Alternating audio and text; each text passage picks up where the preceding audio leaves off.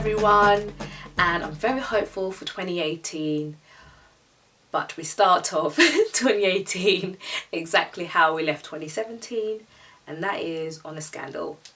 This review, I will be reviewing All the Money in the World, which is about a 16-year-old John Paul Getty, who gets kidnapped and his family is held to ransom, especially his grandfather, John Paul Getty I, who's a billionaire.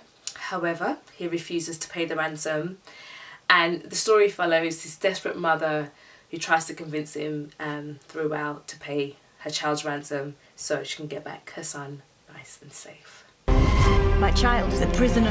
$17 million. All they will take is eye, his ear, the hand, and don't tell me you don't have the money. For how intriguing the Getty kidnapping is, transformed onto the big screen, it falls short. Ridley Scott is unable to capture such an intense, thrilling event, but produces a limp, undramatic, simple sequence of events. I guess the only, scene that I can say is interesting or that raised any sort of intensity or thrill is the scene where young Paul Getty is getting his ear cut off, and I guess what makes it more serious or intense is the fact that it's based on true events, so someone actually went through this, so it makes it more harrowing. However, seeing this in other films such as Reservoir Dogs and Chopper, that shock factor is now taken away, and as gruesome and a bit uncomfortable as it is to watch, you're a bit seen it already, thanks Ridley, but we're good. However, on a positive note, Michelle Williams is brilliant and does wonders with her character. She brings real authenticity and demands the screen. Also saying this, Christopher Plummer, exceptional, considering he had to shoot all of this extra scenes, reshoot, in 9 days. I think he done pretty exceptional. And then saying that, I'm I don't really know what. It didn't really make a difference. It almost felt like he should have just gone with Christopher Plummer to begin with.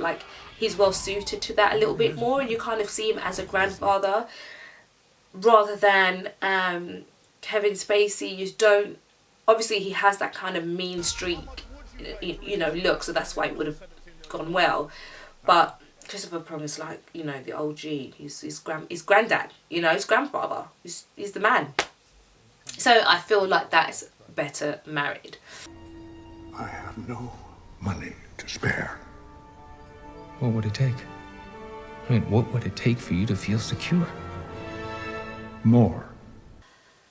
Mark. He didn't need to be in it. The character himself, Fletcher, does not do anything pivotal to the story, does not do anything important, does not save the day, does not influence. His character could have been played by a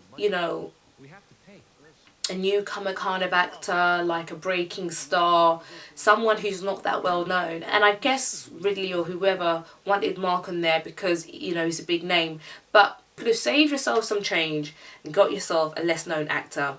So, saying all of that, this is no reflection to Williams or Plummer, as they were exceptional. This story had all the potential but lacked the execution, and for that reason I'm giving All the Money in the World an RnR rating of 5 out of 10. Very disappointed, kind of just left me a bit blah. Neither great or extremely poor, just in the middle. Okay, but let me know your thoughts. You might have enjoyed it, thought it was bloody great.